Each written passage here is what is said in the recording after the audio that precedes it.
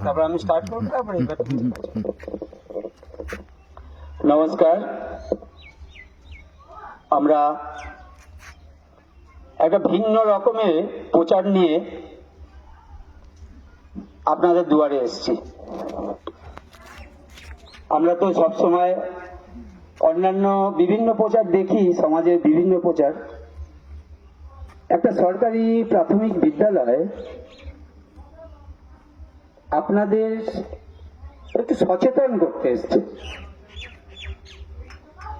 শিকারপুর অবৈতনিক প্রাথমিক বিদ্যালয় স্বাধীনতার মাত্র 2 বছর পরেই কিছু মহান ব্যক্তি সেই সময় কত কষ্ট করে সেই স্কুল তৈরি করেছেন। 1949 সালে, 1951 সালে আমাদের স্কুল সরকারি যে অর্ডার অ্যাপ্লিকেশন আমরা পাই, তারপরে থেকে দীর্ঘ ইতিহাস শিকারপুর প্রাথমিক বিদ্যালয়ের। তো বর্তমানে আমরা দেখছি বিভিন্ন জায়গায় বিভিন্ন রকম স্কুল, সব স্কুলই ভালো, কিন্তু আপনাকে একজন পিতামাতা হিসাবে দেখতে হবে একটা বাচ্চা শুধু কি পড়াশোনা করবে? পড়াশোনা মানে কি 4টে বই? পড়াশোনা মানে প্রাথমিক শিক্ষা ব্যবস্থা বিশাল সমুদ্রের মতন, এর শেষ নেই। একটা মানুষ সঠিকভাবে যদি সচেতন হতে পারে, একটা মানুষকে, একটা শিশুকে যদি আমরা ছোটবেলা থেকে এই সচেতনতার পাঠটা দিতে পারি, তবে একটা মানুষ প্রকৃত শিক্ষিত হয়ে উঠতে পারে। আমরা দেখতে পাচ্ছি চারিদিকে কি হচ্ছে। আমাদের উদ্দেশ্য আগামী যে প্রজন্ম, আমাদের দিন তো শেষ, আগামী যে প্রজন্ম তারা জানুক, বুঝুক, আনন্দ করুক। শিকারপুর প্রাথমিক বিদ্যালয় সেই আনন্দের জায়গাটা, আনন্দ নিকেতন তৈরি করেছে। শিশুদের কখনো কোনো শারীরিক মানসিক ক্ষতি হয় এমন কোনো কাজ আমরা করি না। শিশুরা আমাদের কাছে বন্ধুর মতন। আমরা যখন ছুটির দিনে স্কুলে কাজ করতে যাই, কত বাচ্চা আমাদের রাস্তায় দেখে স্কুলে চলে আসে, আনন্দে থাকে, আসে। স্কুলে বিভিন্ন রকম খেলার সরঞ্জাম আছে, ফুটবল, ক্রিকেট, ফ্লাইং ডিশ, লাফ দড়ি, লুডো, ক্যারাম বোর্ড।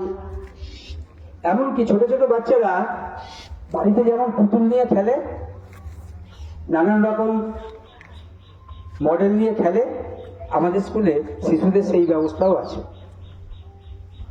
একটা শিশুর পূর্ণ বিকাশ, শারীরিক এবং মানসিক যে পূর্ণ বিকাশ, সেইটা ঘটাতে গেলে একটা সুস্থ সুন্দর পরিবেশ দিতে হবে। একটা শিশু বাড়িতে কত আনন্দে থাকে মা বাবার কাছে, যেমন সেই শিশু স্কুলে এসে ঠিক সেই পরিষেবাটাই পাবে এবং অনেক আনন্দে থাকবে। একটা স্কুল মানে কি, আপনি আপনার শিশুকে বাড়িতে কত পরিষেবা দিচ্ছেন। সে যেন একটা পরিষ্কার পরিচ্ছন্ন জামা কাপড় পরে, জুতো পরে, সুন্দর করে চুল কেটে দিচ্ছেন, সুন্দর বিছানায় শোয়াচ্ছেন, গরম লাগলে ফ্যানটা চালিয়ে দিচ্ছেন। অনেক মানুষের বাড়ি এসিও আছে। যেমন কারেন্ট চলে যাবে বলে, তখন বাচ্চাদের কষ্ট হবে বলে আমরা স্কুলে জেনারেটর নিয়েছি, ইলেকট্রিক জেনারেটর। একটা প্রাইমারি স্কুল, ভোল্টেজ যখন লো হয়ে যায় তার জন্য উন্নত ভোল্টেজ স্টেবিলাইজার নিয়েছি। বিদ্যালয়ের প্রকৃতি পাঠ জানার জন্য আমরা বিভিন্ন রকম বাগান করেছি, গাছ করেছি। সেই নাম জানবে, গাছ দেখে দেখে চিনবে, তারা নিজে হাতে গাছ লাগাচ্ছে, নিজে হাতে কাজ করা শিখছে। কাজকে ভালোবাসতে হবে। আমরা ঈশ্বরের অনন্ত ভালোবাসায় সৃষ্ট জীব, আমরা অমৃতের সন্তান। ঈশ্বর কিন্তু প্রত্যেক ব্যক্তিকে তার মতন করে আলাদা আলাদা তৈরি করেছে, কিন্তু প্রত্যেক ব্যক্তির মধ্যে একটা বিশেষ গুণ আছে। আমরা যদি সেই গুণটাকে খুঁজে বার করতে পারি এবং তার বিকাশে বিদ্যালয়ে সহযোগিতা করতে পারি, তাহলেই আমরা বলবো একটা উন্নত স্কুল। আপনারা আমাদের ফেসবুক প্রোফাইল আছে, বিদ্যালয়ের ফেসবুক প্রোফাইল দেখবেন, ফেসবুকে গিয়ে সার্চ করবেন রতন কুমার সাহা, মনে রাখবেন নামটা, রতন কুমার সাহা। আমি হেড টিচার, শিকারপুর প্রাথমিক বিদ্যালয়। আপনারা স্কুলকে ফলো করুন, স্কুলটা শুধু দেখুন, স্কুলের ছবি ভিডিও আমাদের কর্মকাণ্ডটা তাহলেই বুঝতে পারবেন, তারপরে ভাবুন। ভাববার সময় এসে গেছে, ভাববার সময় এসে গেছে। প্রতি বছর হাজার হাজার প্রাইমারি স্কুল উঠে যাচ্ছে, বন্ধ হয়ে যাচ্ছে। এই গ্রামের এই কম রোজগার করা মানুষগুলো কোথায় যাবে ভাবুন। এই সরকারি প্রাথমিক বিদ্যালয়কে রক্ষা আপনারাই করতে পারবেন, আপনারা যদি সহযোগিতার হাত বাড়িয়ে দেন। তাহলে এই স্কুল, আমি বলছি, এই স্কুল আগামী দিনে সরকারি মডেল স্কুল হিসাবে থেকে যাবে, অনন্তকাল থেকে যাবে এই স্কুল।